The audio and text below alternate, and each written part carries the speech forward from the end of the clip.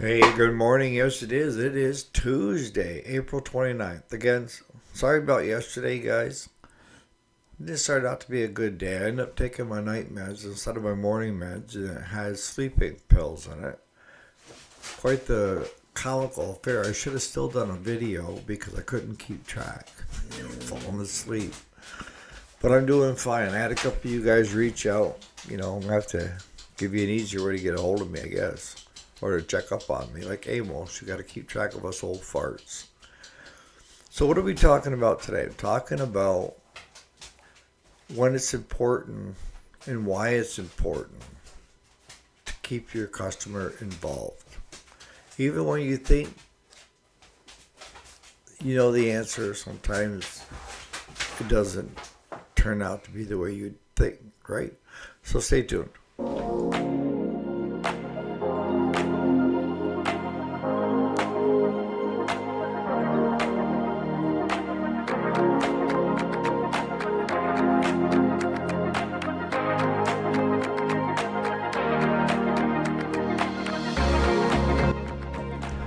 Alrighty, welcome back to the channel. My name is Eric, if you didn't already know it. And yes, this is the weekday, Monday through Friday. Today is Tuesday, the 29th of April, 2025.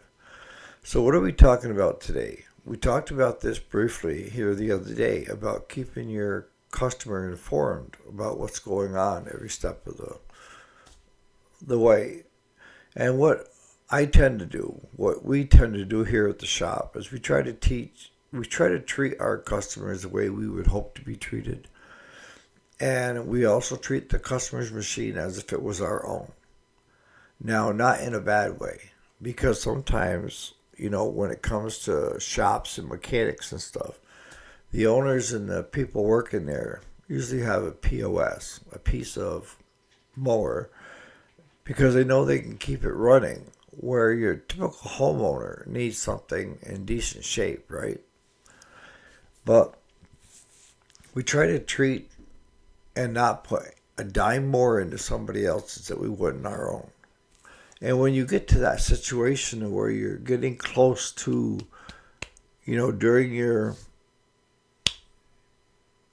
workup, and you start climbing close to that number that you feel that customer needs to be involved,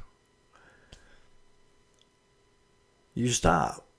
And you do just that. We ran into that this week twice with two different answers. All right. The one had a older, good-sized John Deere with a 50-inch deck. And he said that when he went to spin the blades up, it wouldn't cut that well. And it sounded like the blades were slipping, the belts were slipping. So Claude crawled underneath it, and sure enough, the belts, the one belt that goes around to the spindles themselves, was pretty wore, pretty rough shape. So that was an easy one because we had talked with the customer, when we picked it up, of just to go ahead and put a new belt on it if it needed it. And he also wanted us to check the blades and make sure everything was good there too. So we got it back to the shop. Sure enough, I need a new belt. Ordered a new belt. Got the new belt in. Got it on. And Claude went to spin it up, and something didn't sound right, and one of the blades come flying off. Rule 2. Check to make sure your bolts are tight on your blades before you spin them off. But it's like, now what? And what Claude ran into was he took each one of the blades off. The only one was loose, and the other two, it took a lot of impacting to try to get the bolts to back off. And what had happened was the spindles were so wore because it had the 8-star pattern on the bottom of the spindle where the blade locks in and then you put your bolt on, that they were rounded right off. And there wasn't much left in the center of the blade. I mean, instead of being sharp contours, it was kind of rounded holes. And it looked like they just went ahead and tried impacting them as hard as they could onto that spindle and made it work. So Claude's looking at me saying, what do we do? This is on a Friday, last Friday. He says, what do we do? I said, what do you mean, what do we do? He said, well, we can do one of two things. We can order the spindles. It needs new blades too. The centers are wore out. We can order the 3 spindles, 3 blades, and finish it up midweek next week. Or he said I could try to impact these back on the best I can so that he could try to get through the summer. I said, there's a third part too you could choose from. And he said, what's that? Go and get on the phone with the customer and tell them this is, you have A or B. What do you want done? If we do A, there's no guarantee that it's going to keep mowing all summer long. And we had one blade already come flying off. B would be the correct one, but it's going to set you back over $400. So he got the customer on the phone, and the customer said, no, go right ahead. Order 3 new spindles, 3 new blades. I was pretty sure that he was going to side that direction, but in our shop, for our clientele, $400 on top of the bill that he already had was starting to climb up there, right? Okay, so that is one of the major reasons that you keep people informed, okay? Because Claude was thinking he probably isn't going to want to spend that kind of money because he's already got a brand new mower. This is his second mower. Customer number 2. Pick it up, and they say that it will go frontwards, but it won't go backwards. It's a 0 turn. And we know that as we started checking the unit out, we had to winch it onto the trailer first off, get it back here to the shop.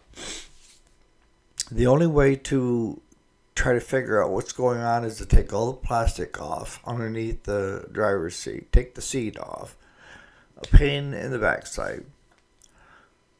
And I get a text from the customer's mother saying, my daughter wants to know if you have an estimate of what it's going to cost to fix it.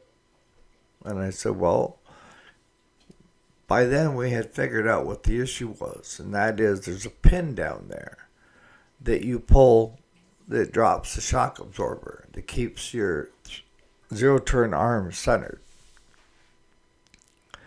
And it needed to be, it was already tore apart, so now it was painstakingly going to have to take part of today, if not most of today, to put that sucker all back together. So I asked Claude, I said, what are we looking at for time? Because I was helping him out there. And he said, we're probably looking at, around 200, ballpark it, give or take a little bit to get it all back together and out the door. So I text back to the mom, you're looking at $200. But since we have it here, if we go ahead and do a service on it, because we didn't see it last year, I can do it for under $3. I figured they would jump on it. Because our average 0 turn service is up around $200 by the time we pick up, drop off, miscellaneous other stuff. But it's right here. So I can work on that. That surprised me because she said, let me check it out with her. And then I get a message back about an hour later saying, no, she wants you just to fix the issue and they'll figure out the service.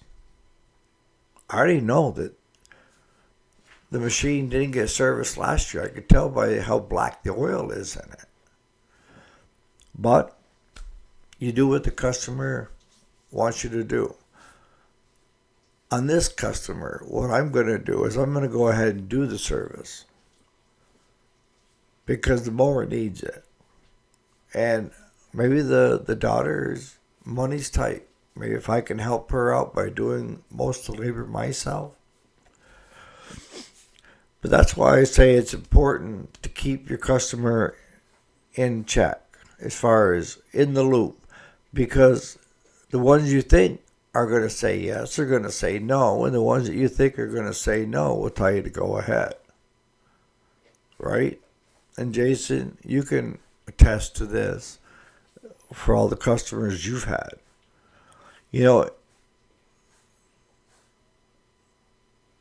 you can't become the shop known for the cheapest work, getting it done the cheapest.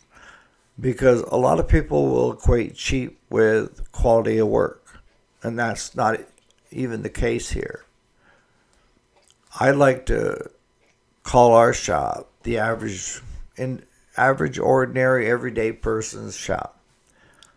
We don't fix it unless it's broken, and we don't do any more than what our customer asks. That's without having their approval. If we have someone that doesn't quite fully understand the process, like with the gal with the zero turn of doing services at least every so many hours, because I know that hasn't been serviced since we did it last, and that was 2 years ago. Last year we never saw it. It's a good way to run that puppy into the ground and just destroy it. And she wouldn't know any better. She just thinks as long as it starts and drives, she's golden. So in the comments, put down some of your stories that you have of where you thought customers would be willing to go along with it and they said no, and the ones that you thought would say absolutely not, and they end up shocking you by saying yes, go right ahead and get it done.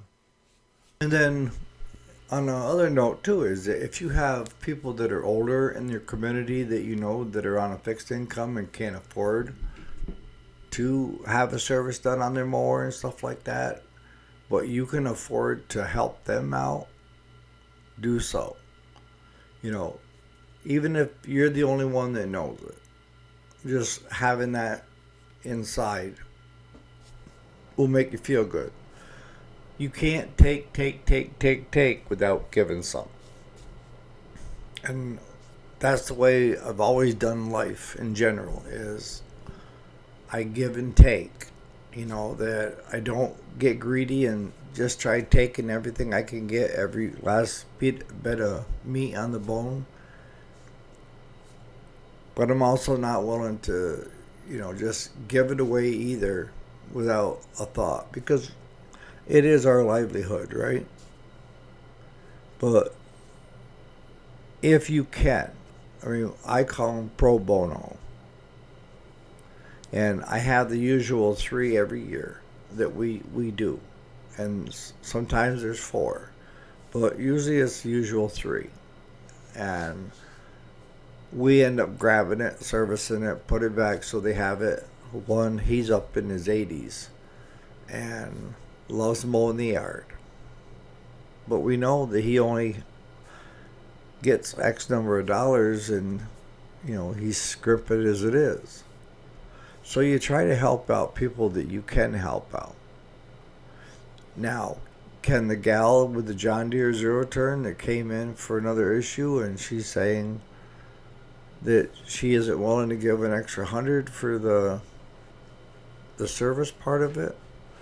I don't know what's going on behind the scenes with that. It could be that they have a family hardship this year. But what took place last year at this time that we didn't see it? See what I'm saying? But the mother, we get all their business. So what I'm going to go ahead and do is I'm going to go ahead and change the oil, touch up the blades, and kick it loose and let the mom know I went ahead and did a service on it for her out of generosity on my part, because I don't want to see the machine get just trashed. It's a $7,000 machine. Why wouldn't you take care of it? And it'd be one thing if the husband knew how to change the oil and was willing to change the oil. Maybe the husband told the daughter, of my regular customer, that he had changed it last year. I can attest he didn't. Not as black as it is, because I already checked the dipstick. Most people from year to year, the dipstick oil isn't that discolored yet. Granted, if you have a really big yard and you put a lot of hours on it, yes, it will be black as coal. But her yard isn't that big. Not big enough to where it would start to change the oil from year to year. But that's your call as a shop. Who you're willing to help out and who you're not. But you can't be Scrooge McDuck and just think it's all got to be coming this direction. You got to have it flow both directions. And what I find is that when I do try to help my community out, when I'm in need, they try to help me out. There isn't too much that goes unnoticed in this community. There isn't. And most people, I'm on a first name basis with them. You know, we're friends. And they talk. So I'm going to start wrapping this up. Again, sorry about yesterday, but once I took yesterday night's meds in the morning, and one of them helps me sleep, I was having a problem trying to stay awake here yesterday morning.